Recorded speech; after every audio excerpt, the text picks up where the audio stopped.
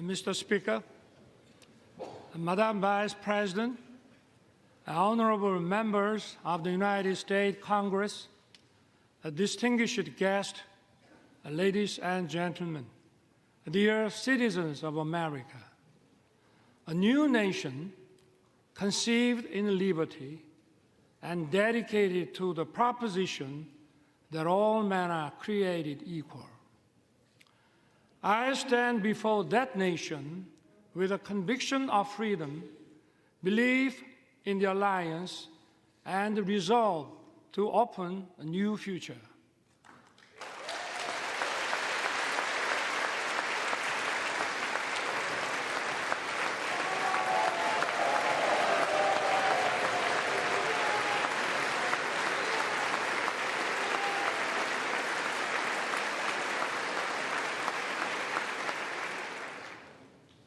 For 234 years, Congress has been the symbol of freedom and democracy.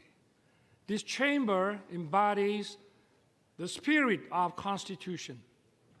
I'm honored to address the members of Congress and the people of the United States.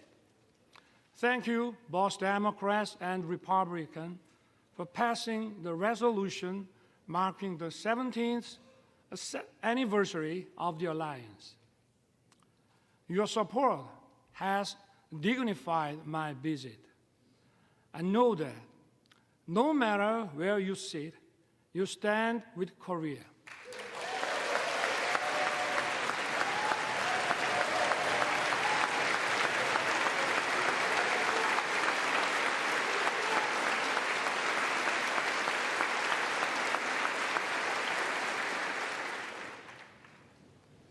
Over the past century, we have faced many threats, but the U.S. has always led the world in defense of freedom. Imperial nations fought for colonies, and humanity greatly suffered from the two world wars. America righteously stepped in to defend freedom, but it was not without cost.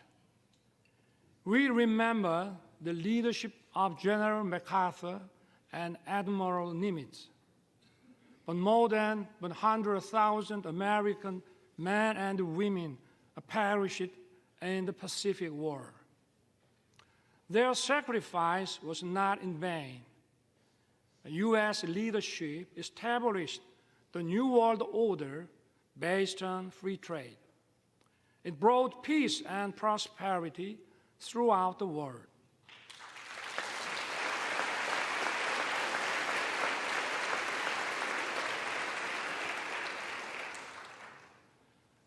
But prosperity was limited to free market economies where communist totalitarian nations did not participate.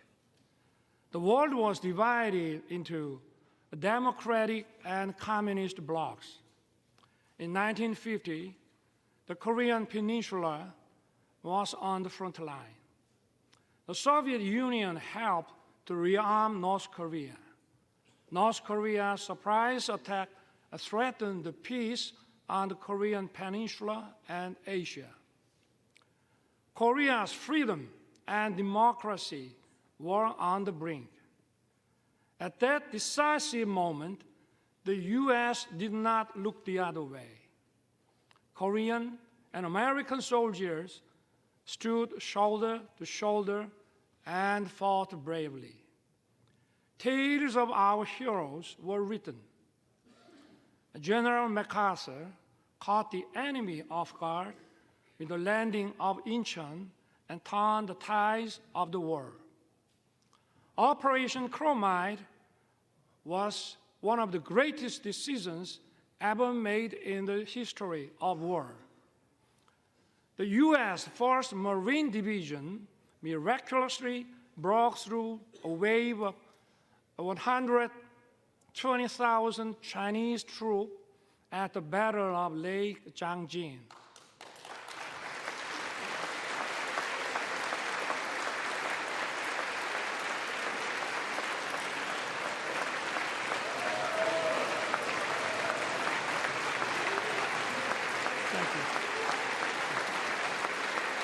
Thank you.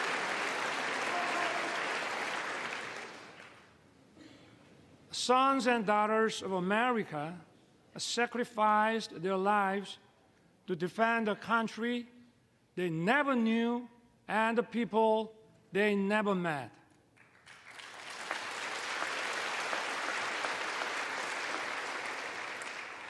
In the Battle of Lake Changjin alone, 4,500 American service members lost their lives. Over the course of the war, almost 37,000 U.S. soldiers fell. The late Colonel William Weber fought in the battle for Hill 3 to 4 in Wonju.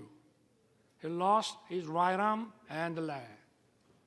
Yet, this American hero dedicated his life to honoring the noble sacrifice made by the Korean War veterans.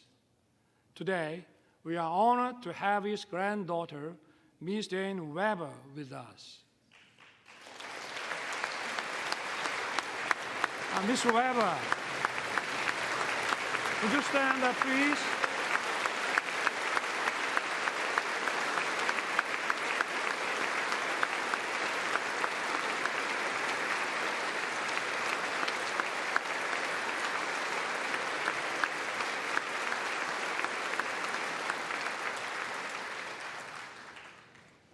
On behalf of the Korean people, I would like to thank you deeply.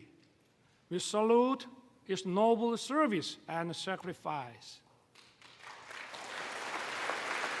Thank you, Dane. Some of Korean war heroes are your family and friends. The late John Conyers Jr., Sam Johnson, and Howard Coble were veteran congressmen who promoted freedom and democracy. The former Representative Charles Rangel has been a strong supporter of the alliance. Korea will never forget the great American heroes who fought with us to defend freedom.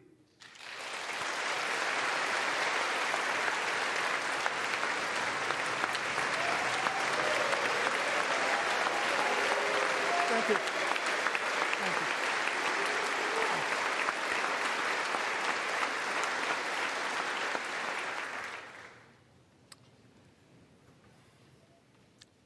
I take this opportunity to pay tribute to all the Korean War veterans and their families.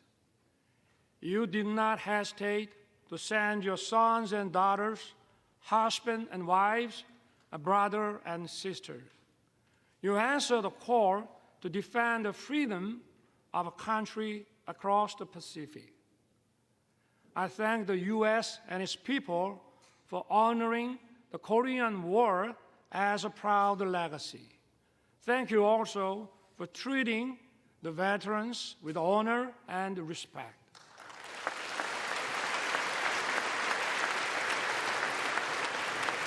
Thank you.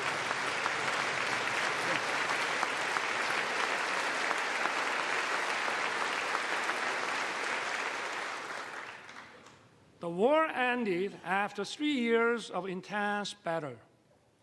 Our two nations signed the Mutual Defense Treaty and opened a new era of the alliance. Ever since, the Korean people rose from the ruins of war to build a thriving nation.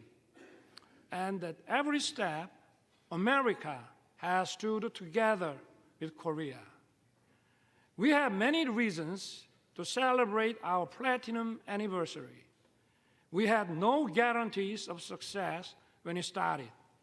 But today, our alliance is stronger than ever, more prosperous together, and more connected like no other. Indeed, it has been the linchpin safeguarding our freedom, peace, and prosperity.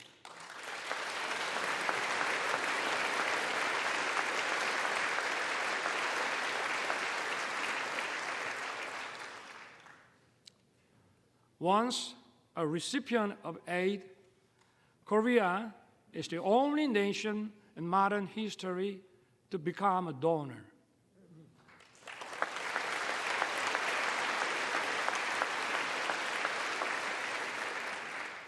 This itself demonstrates the success of our alliance. Let me talk about the history of our alliance. The ties of our cooperation and exchange span over 140 years since the establishment of diplomatic relations in 1882. In the late 19th century, American missionaries helped to widely introduce the values of freedom and solidarity to Korea. These values are the foundations of Korea's constitution. They have made a huge impact on our independence movement and the foundations of Korea. Horace Underwood, Hallie Appenzeller, Mary Scranton, and Rosetta Hall are some of the missionaries who set foot in Korea at the end of the 19th century. They built schools and hospitals. They promoted education of women.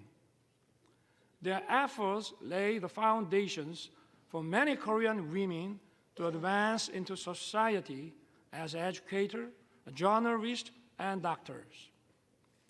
In the early 1960s, the Kennedy administration recommended Professor Lostow's model for economic growth. President Park Chung-hee wisely embraced the idea and pushed economic development forward.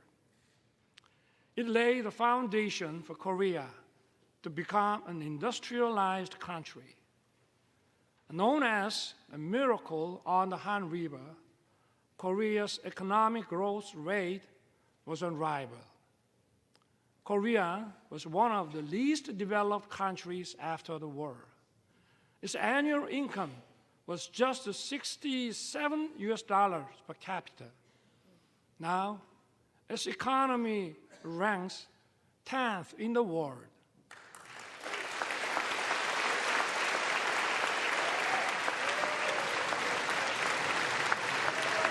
Thank you. Thank you.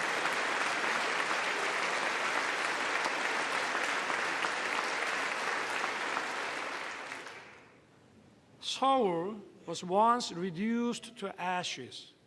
Now, it is one of the world's most vibrant digital cities. Busan was once flooded with war refugees. Now, it is the world's second largest port city in terms of transshipment volume. It is also bidding to host the World Expo 2030. Korea is winning the hearts of global citizens. It is dynamic, freedom is thriving, and democracy is robust.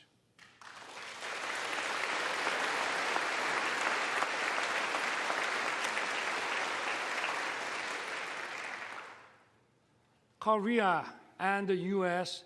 have joined forces to safeguard freedom and democracy throughout the world. Since World War II, Korea dispatched its warriors of freedom. We fought side by side with the U.S. in Afghanistan, Iraq, and others.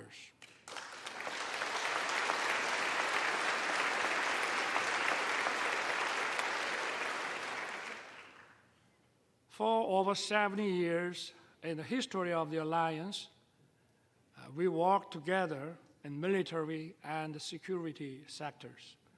We also expanded our cooperation in the economic field.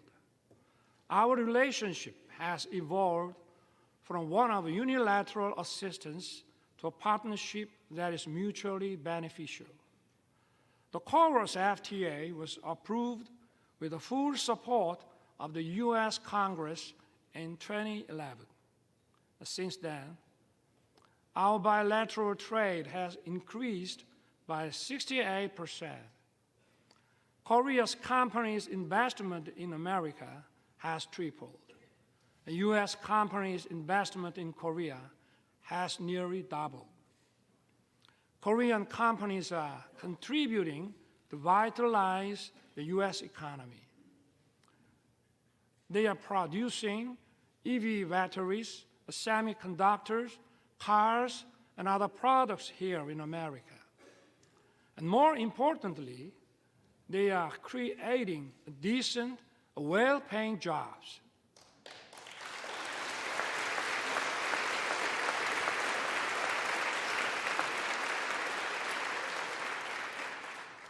Take Austin, Texas.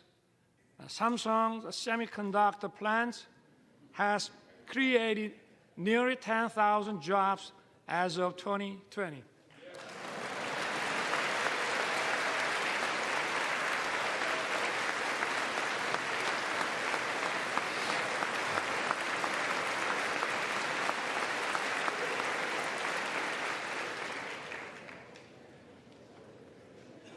Take Bryan County, Georgia.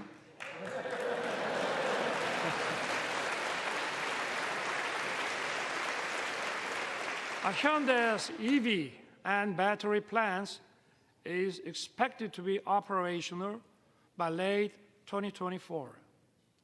It will produce 300,000 electric vehicles every year. It will employ thousands of Americans.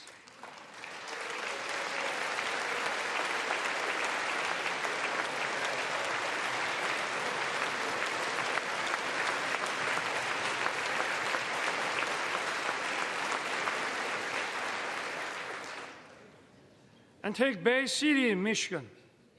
It is a home to SK Chiltron CSS, where President Biden visited. It is an example of Korean and American companies merging to achieve even greater growth.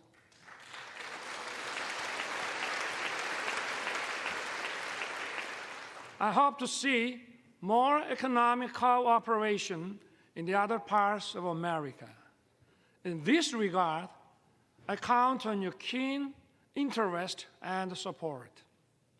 My friends, years of active cultural and people-to-people exchange have deepened our friendship. This year also marks the 120th anniversary of Korean immigration to the U.S. Early Korean immigrants arrived as workers on the sugarcane plantation in Hawaii. Since then, Korean Americans have made their way into many parts of the American society. They have played an important role of fostering close friendship and writing the history of our alliance.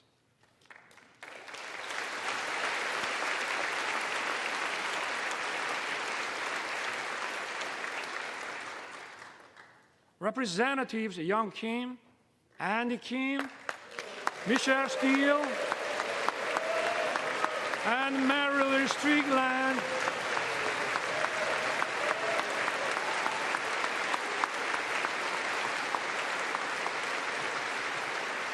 are here with us. They are a testament to the alliance spanning generations. That's true for each party. It is a relief that you are evenly praised across the aisle.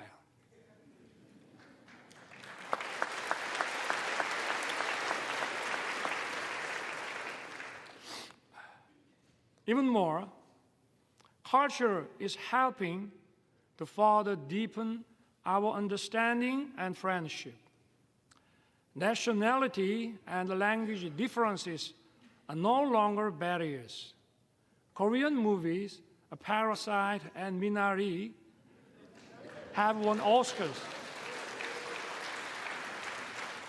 Hallyu film, Top Gun, and The Avengers are loved by Koreans.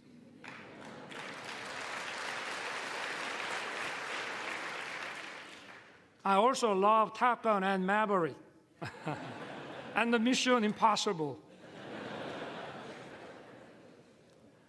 And even if you didn't know my name, you may know BTS and Blackpink.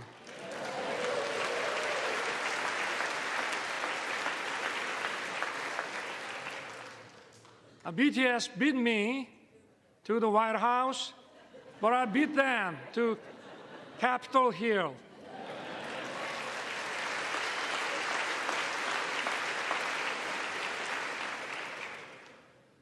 Korean and American singers are reaching high places in each other's music charts is no longer a surprise. The US create global platforms like Netflix. Korea has produced a popular series such as Squid Game.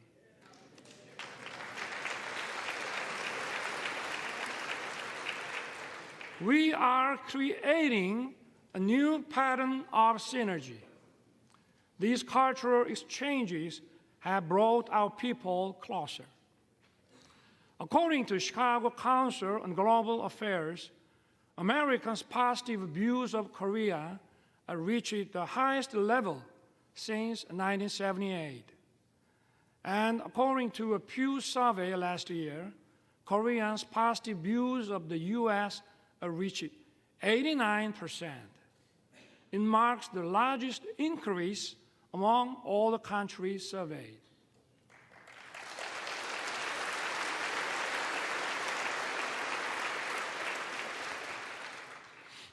Korea and the U.S. agreed to set up an assistance program for our students. It will help them to study and find jobs actively in each other's country.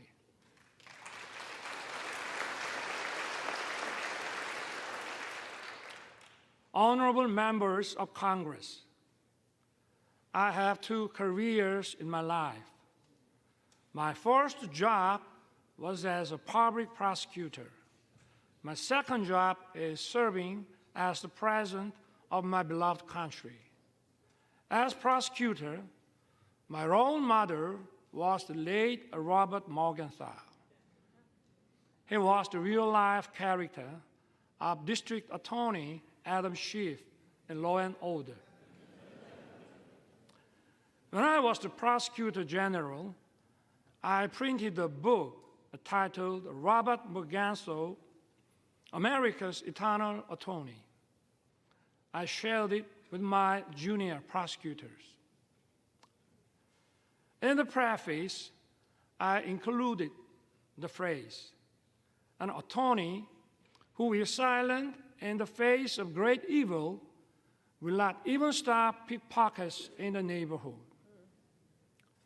Today, our democracy is at risk.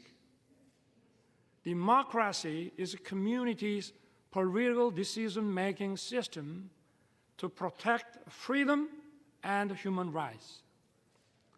Such decision-making must be based on truth and freely formed public opinion.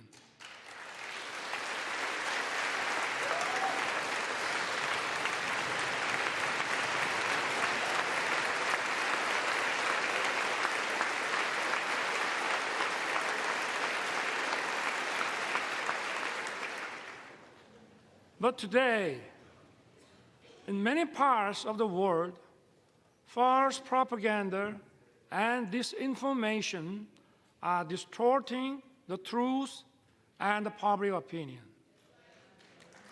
They are threatening democracy.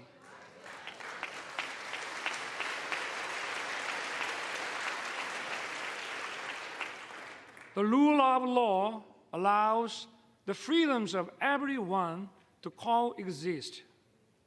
It is upheld by parliamentary democracy. False propaganda and disinformation corrupt intellectualism. They threaten democracy and the rule of law.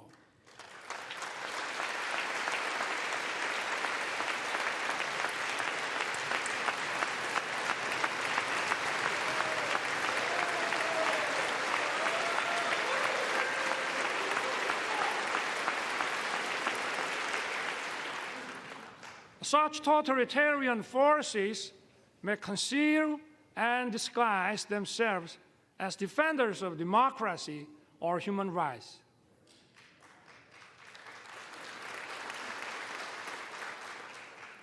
But in reality, they deny freedom and democracy. We must not be fooled by such deception and disguises.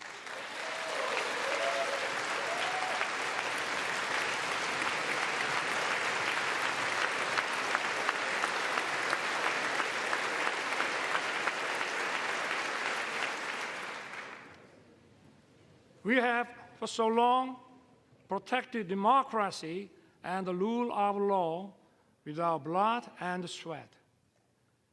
We must work together and fight the forces of falsehood and deception that seek to destroy democracy and the rule of law.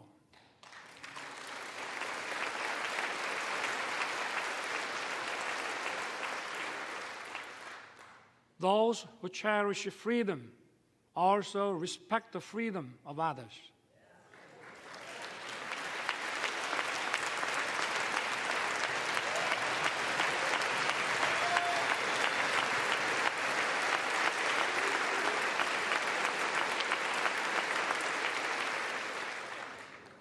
Thus, freedom brings peace.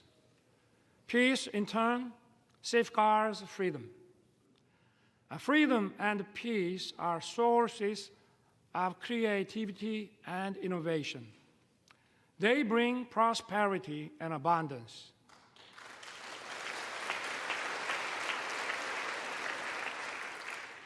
Our alliance was forged 70 years ago to defend Korea's freedom. The alliance has now become a global alliance that safeguards freedom and peace around the world.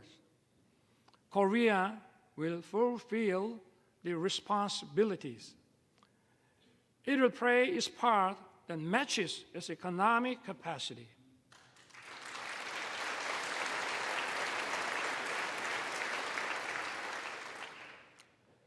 In his 1961 inauguration address, President John F. Kennedy said, "My fellow citizens of the world, ask not what America will do for you, but what together we can do for the freedom of man." Korea will stand in solidarity with the international community. We will do what it can for the freedom of humanity.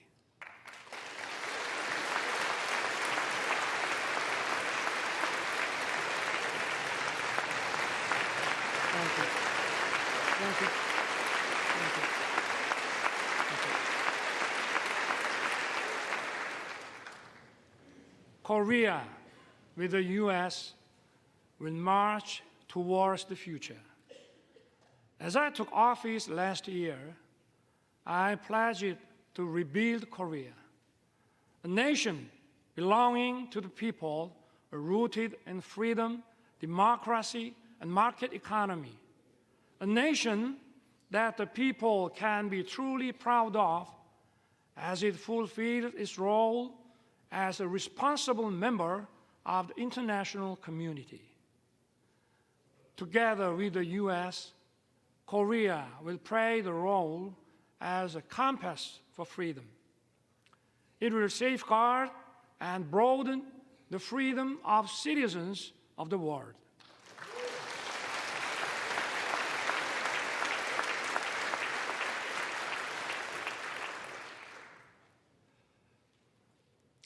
But even as we walked in unison for freedom for 70 years, there is one regime determined to pursue a wrong path. That is North Korea. The difference is stark between Seoul, that chose freedom and democracy, and Pyongyang, that chose dictatorship and communism. North Korea has abandoned freedom and prosperity and dismissed peace. North Korea's nuclear program and missile provocations pose a serious threat to the peace on the Korean Peninsula and beyond. To deter its reckless behavior, the alliance must stand united with determination. As President Reagan once said, "There is a price we will not pay. There is a point beyond which they must not advance." We must make his words clear to North Korea.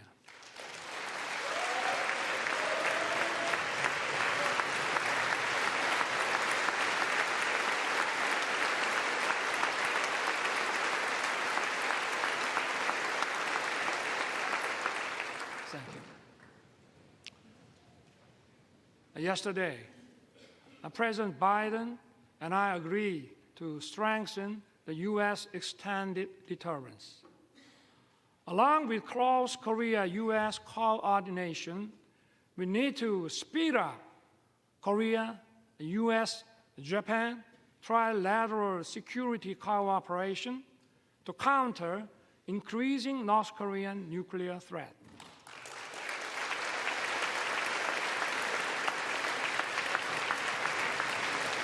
Thank you. Thank you.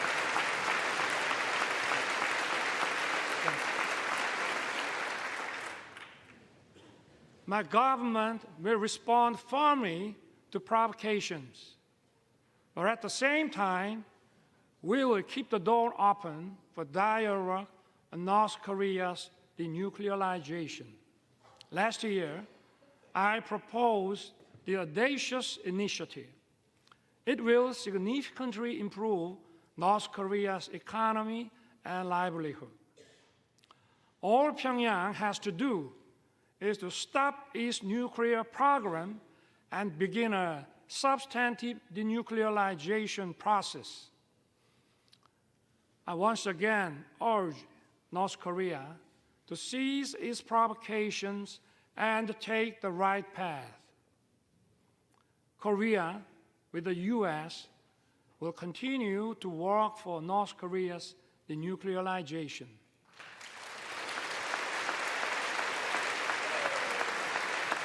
Thank you. Thank you. Thank you.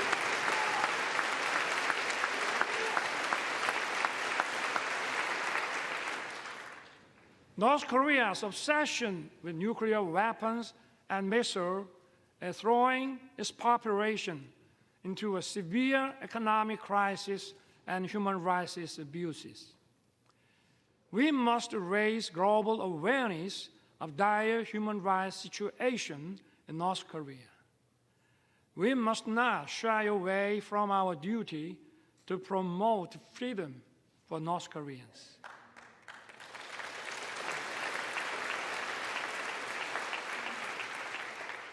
Last month, my government published a report on North Korean human rights. We released it to the public for the first time. The report documents a wide range of abuses in North Korea. It is based on testimonies of 508 North Korean defectors collected over the past 5 years. It records many cases of serious violations of international norms, such as the Universal Declaration of Human Rights and other human rights agreements. Unspeakable and horrendous incidents took place. Men and women being shot and killed for violating COVID-19 prevention measures. Some being publicly executed for watching and sharing South Korean shows. And people being shot in public for possessing the Bible and having faith. We need to raise awareness. We must inform the world of the gravity of North Korea's human rights violations.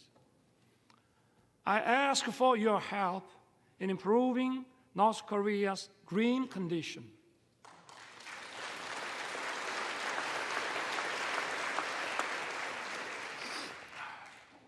My friend, freedom and democracy are once again under threat. The war against Ukraine is a violation of international law.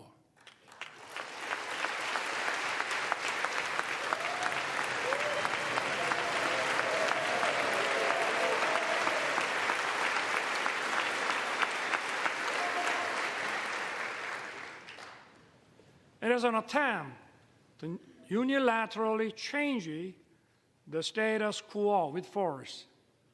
Korea strongly condemns the unprovoked armed attack against Ukraine.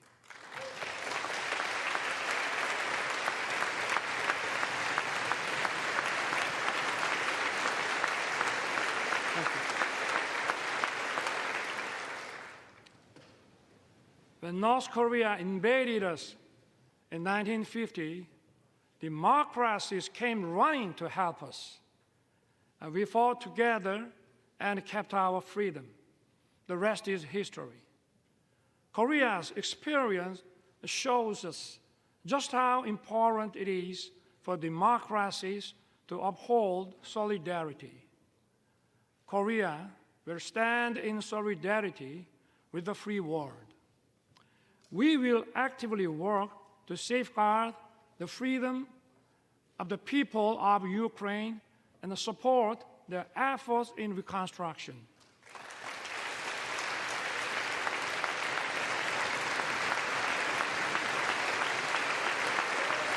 Thank you.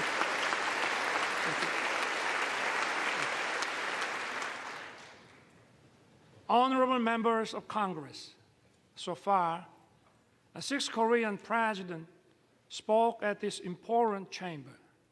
The first Korean president, Dr. Lee Sung-man, delivered his speech in 1954.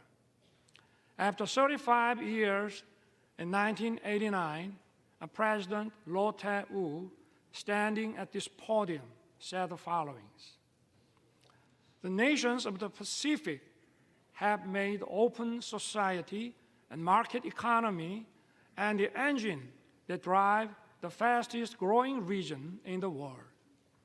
The Pacific will become even more important to the U.S., and Korea will begin to contribute more to the prosperity and peace of the region. I look forward to the day when some future Korean president may be invited to address this distinguished assembly and describe the vision I spoke of today as an achievement fulfilled, not as tomorrow's hope." President Roh's vision has become a reality. Thank you. Thank you. Thank you.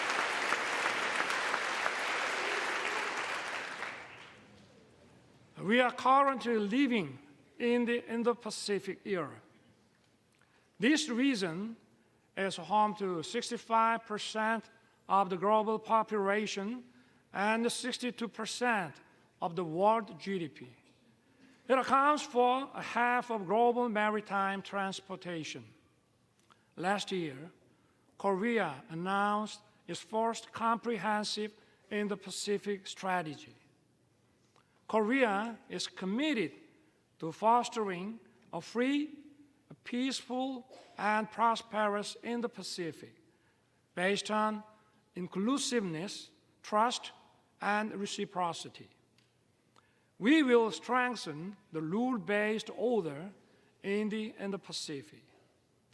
We will take comprehensive and multi-layered approach in expanding cooperation with key partners.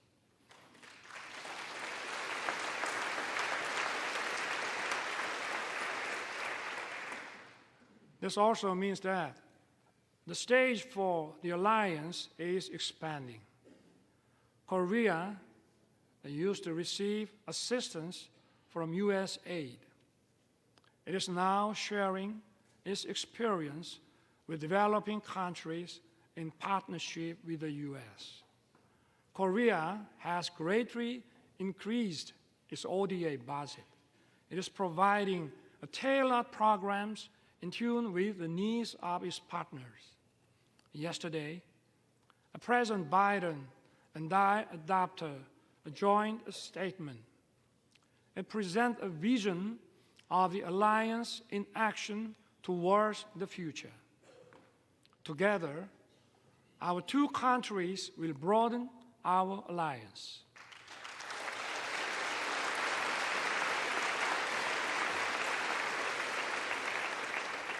Together, we will lead in innovation beyond the security and foreign policy.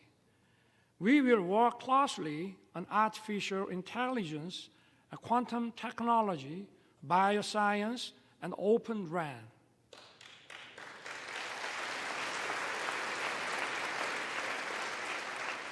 Our partnership in the cutting-edge semiconductor industry will contribute to establishing stable and resilient supply chains.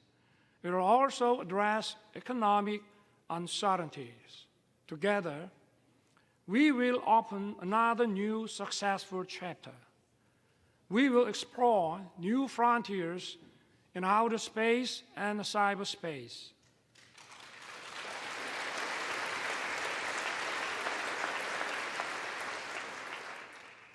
Korea and the US are the world's top technological powers leading innovation and creativity. Together, we will create a great synergy.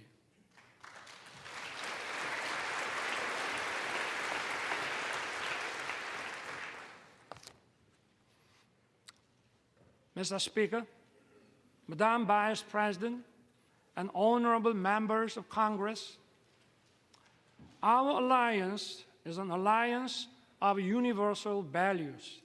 Freedom, human rights, and democracy are the very foundations of our bonds. Our alliance is for justice.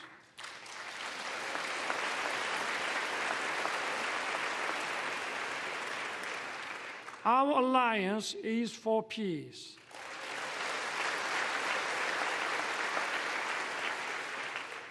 Our alliance is for prosperity.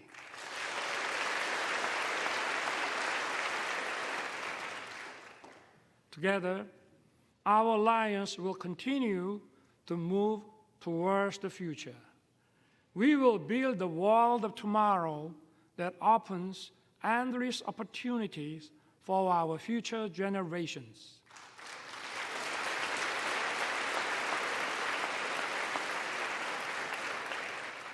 I look forward to everyone being on board for our new journey together. God bless you. God bless the United States of America. And may God bless our great alliance. Thank you.